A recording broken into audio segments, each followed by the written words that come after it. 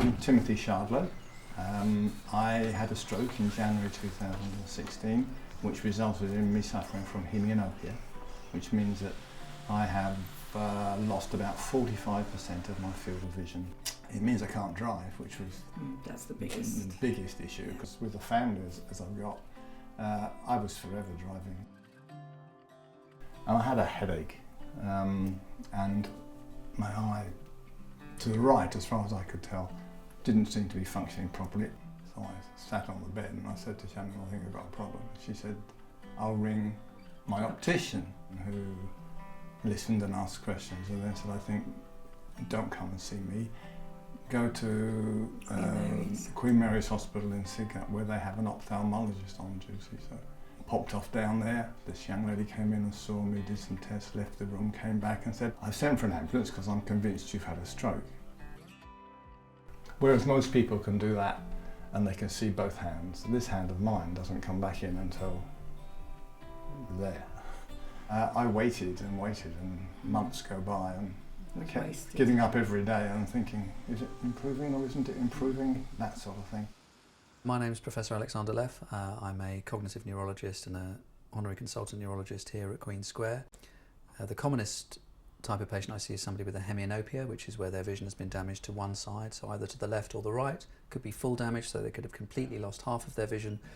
The visual field loss, unfortunately, is one of the less plastic bits of the brain. So once you've got damage to your visual cortex, especially if it's due to an ischemic stroke, we do see patients improving from that. So obviously people are different, but for some patients it can get stuck quite early on. However, that's not the end of the story. So you can get round the problem by using strategies. One of the commonest strategies and one of the most effective strategies is to use eye movements. And a lot of patients, although driving is a bit of an issue, but a lot of patients get back to doing all the kinds of things that they were doing before. It should be here somewhere. Ah, monsters. What do they? Well, what does he like? It says he likes fish and fruit. So Fish. Fish. Okay. Where is fish? I must say that I watch television. I read books to the grandchildren and for myself. I use an iPad, and I don't have any problem whatsoever. I go to the theatre, I go to the cinema. In order to get better at reading, you have to practice a very specific type of eye movement that we use for reading, which are these tiny little horizontal eye movements. These are very different from the eye movements we make when we're looking for something, which are bigger eye movements that could go in any direction. So if you practice the right type of reading therapy, and I've been involved in setting up a website called Read Right that does this, you practice these little horizontal eye movements, and then you get better at reading. You speed up. You don't go back to normal, because we haven't got rid of the problem. The problem is the loss of vision.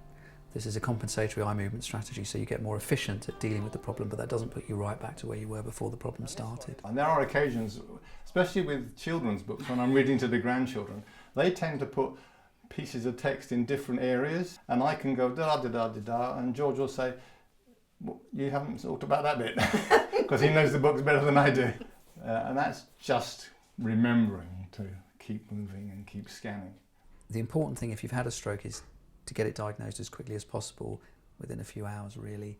And that's one of the problems with visual problems after a stroke, is most people think, oh, it must be a migraine. So it just takes sometimes days before the realisation sits in, or somebody goes, hold it, maybe this isn't a migraine, maybe this is a stroke. So I would say that's the important thing, get to hospital early so that you're eligible for some of the newer, more powerful acute treatments, because that can reduce the visual loss or the visual impairment.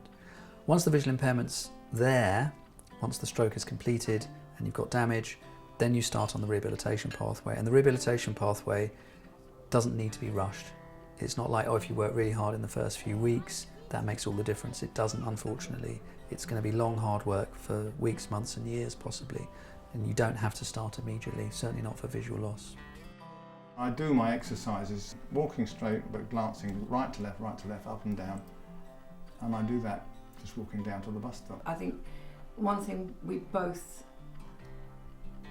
took the approach is that he wasn't disabled, and that we would find ways around all the differences. You've got to just get on with life. You've got 4 children, 7 grandchildren, da-da-da-da, and life goes on, and unless I get on with going on, then I can sit in the armchair and waste away. Exactly. Our sight loss advisors can help you deal with the uncertainty of living with sight loss. Get in touch with us on 0303 123 9999 or visit rnib.org.uk/advice for more information. RNIB. See differently.